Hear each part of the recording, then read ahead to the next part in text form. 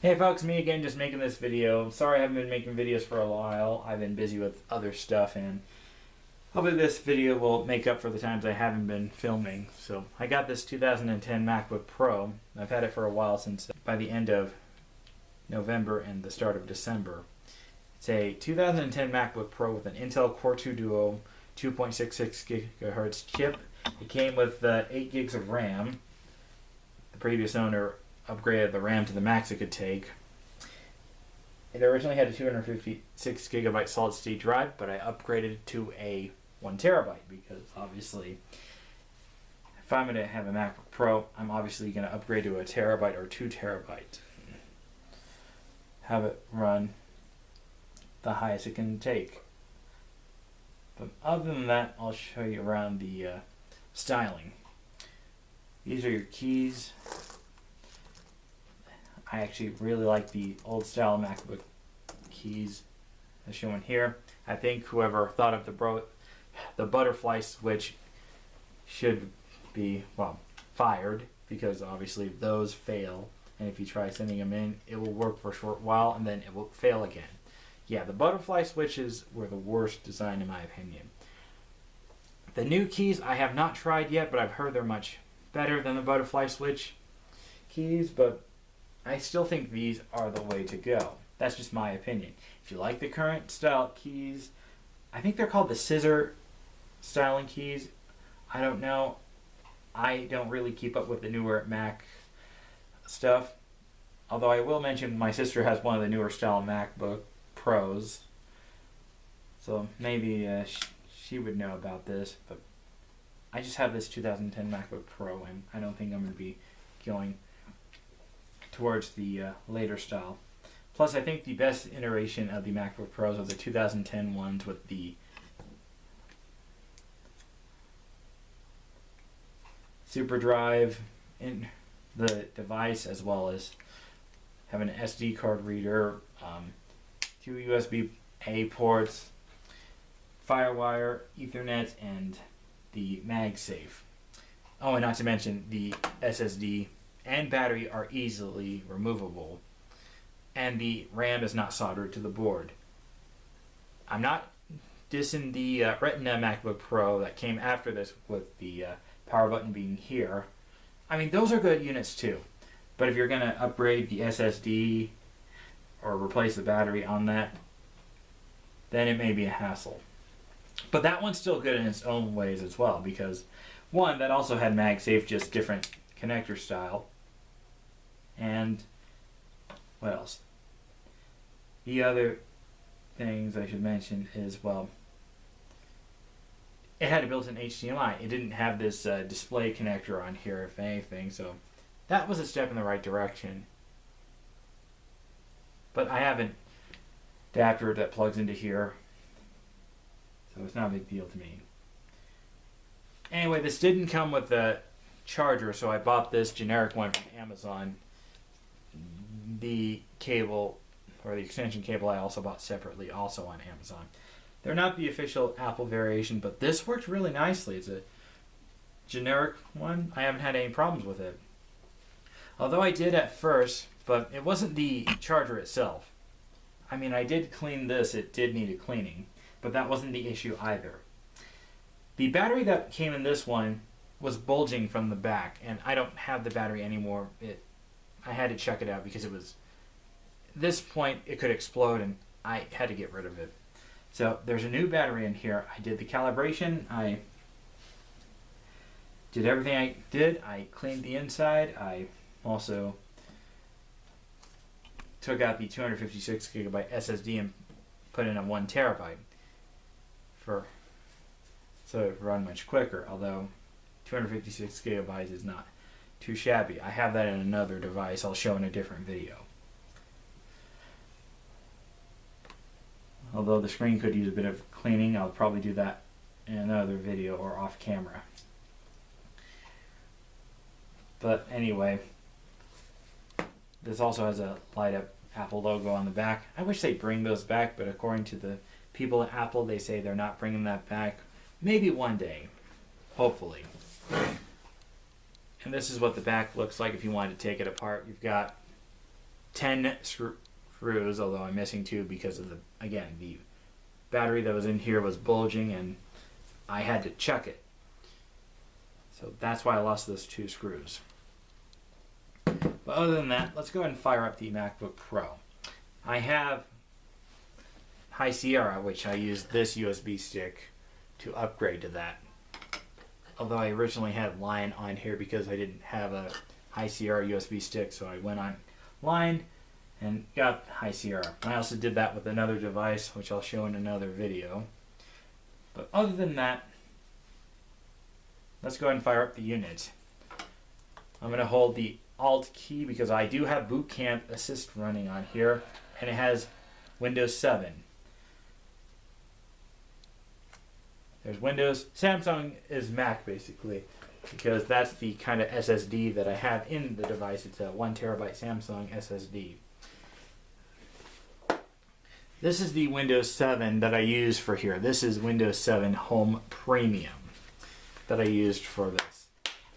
And the other machine I'll show in another video. So let's go ahead and get started and use Mac OS. I'm basically going to jump cut the password screen because my name's on there and I don't want you guys to know what it says on there. So let's go ahead and get right to, let's start with Mac OS. And then I'll show Windows 7 on here. Alright, we're in the Mac OS operating system. It's got High Sierra 10.13.6 to be exact.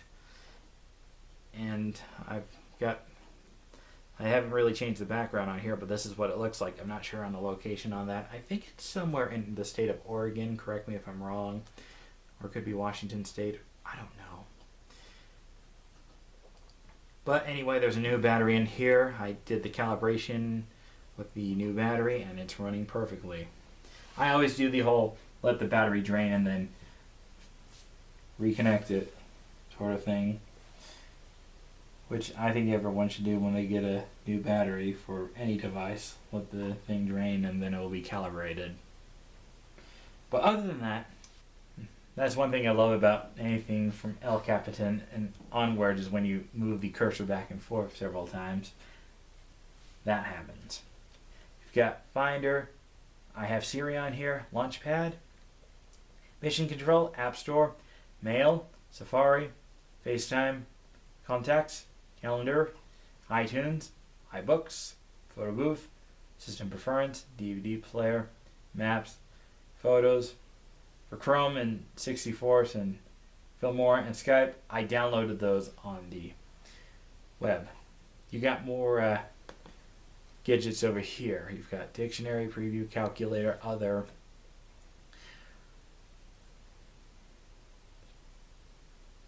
And that's what you have on here.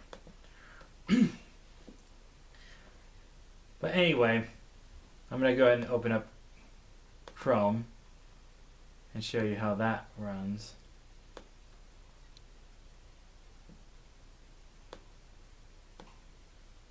Anyway, I had YouTube running earlier. So, other than that, that's what you have here. If you're used to Windows, this could be a problem because the tabs are on the left side. It's backwards. Well, except for the minuscule and the make screen bigger and smaller thing. It's a bit different. But other than that, this thing runs really quickly. Let me see. I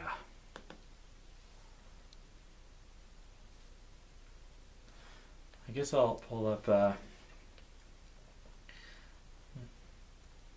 of my videos.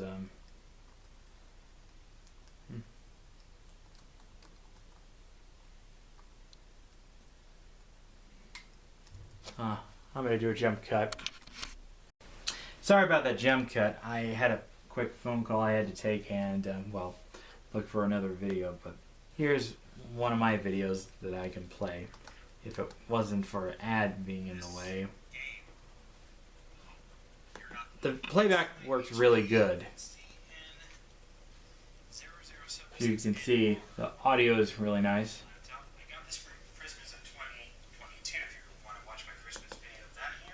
Yeah, this thing works really nicely. But other than that, as you can see, this runs really quickly. See? That's one thing you gotta love about solid state drives and the maximum RAM you can take, or certain devices can take. I tried upgrading this to 16 gigs and, well, unfortunately it wouldn't take it. It just gave me a high screech beeping sound. So that was not compatible with that RAM. But other than that, yeah, this thing works really nicely. So let me show you Windows 7 on here. That's the variation of Windows I have on this device. It's Windows 7 Home Premium. If anyone's wondering, this came with a 64 and a 32-bit variation. And the if anyone tries to use the product key, it's already been used by someone else. So other than that, let's go ahead and restart this and go to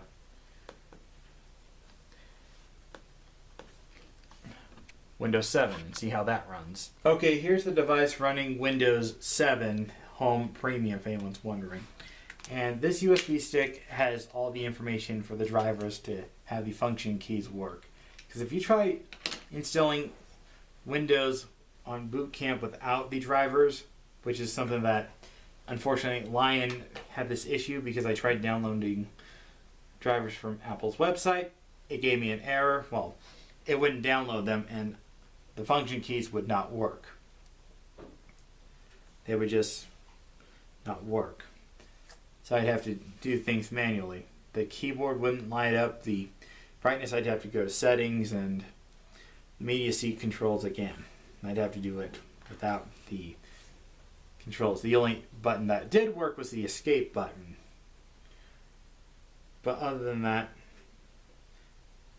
something else I want to mention is I tried putting Windows 10 on this, but for the drivers that I had from Apple, it would say it would only work with Windows 7. It would not work with 10. And I tried looking on their website for drivers for this to work, but it wouldn't work. So I'm going to go ahead and fire up one of my favorite games on here. Let's play a little.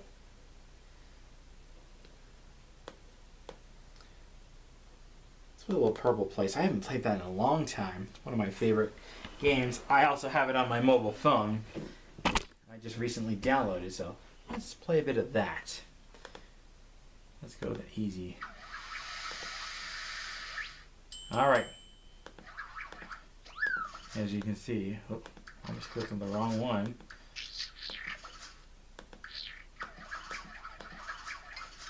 If you get it right, he'll come and say, well done. But if you do it wrong, he'll say, cake order incorrect. And there's a timer also. But that's on medium and hard.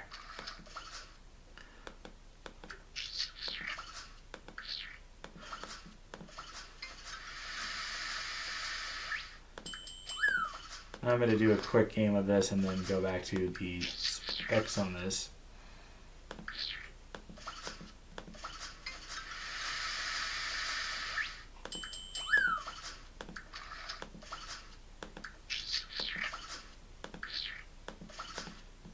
Mission accomplished.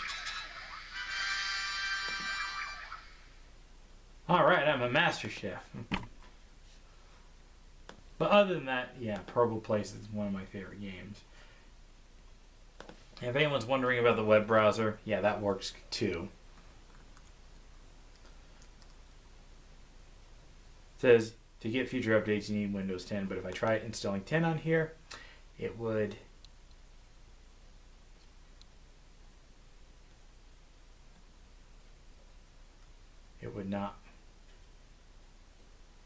not work. It would apparently the drivers, the machine would say it would need Windows 7 on here. So if anyone knows how to fix that, let me know in the comments. So anyway, that's me testing out macOS and Windows on here. Thanks for watching. This is KeepMeMe25 signing off.